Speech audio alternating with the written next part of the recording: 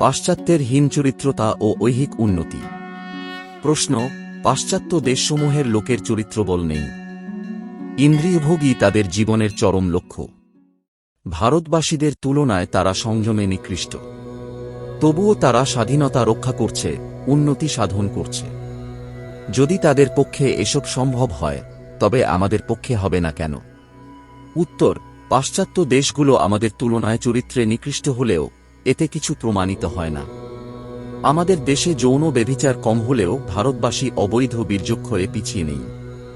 ওদের সমাজ গঠন যৌন ব্যভিচারের অনুকূল, আর আমাদের সমাজ গঠন তার বিপরীত।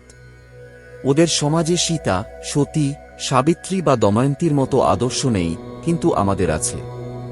এজন্য ওদের তুলনায় পর্দার, জার এবং অবম্যাগমনের পাপ ভারতবর্ষে কম, কিন্তু অকারণ বীর্যক্ষয় কি আমাদের দেশে কম হচ্ছে?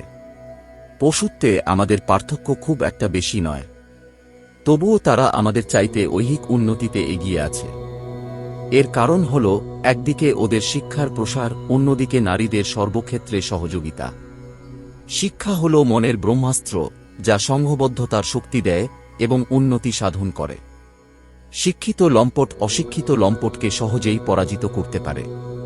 অল্প সংখ্যক শিক্ষিত ও সংঘবদ্ধ লোক অনেক সংখ্যক অশিক্ষিত লোককে পদানত করতে সক্ষম হয়। অধিকাংশ ক্ষেত্রেই নারীদের সহযোগিতা পুরুষের কর্মশক্তি বৃদ্ধি করে। কিন্তু আমাদের দেশে কি হচ্ছে? পাশ্চাত্যে দেশপ্রেমিকের স্ত্রী তার সহযাত্রী, আর আমাদের দেশে সে বন্ধন, পায়ের বেবি। দেশের অর্ধেক মানুষ নারী বলে কর্মক্ষমতায় অক্ষম, আর পুরুষদের সব চেষ্টা বাধাগ্রস্ত হচ্ছে।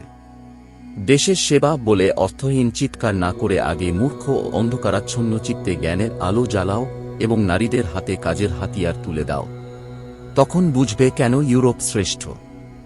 চরিত্রের মূল্য তখনই তোমার কাছে স্পষ্ট হবে।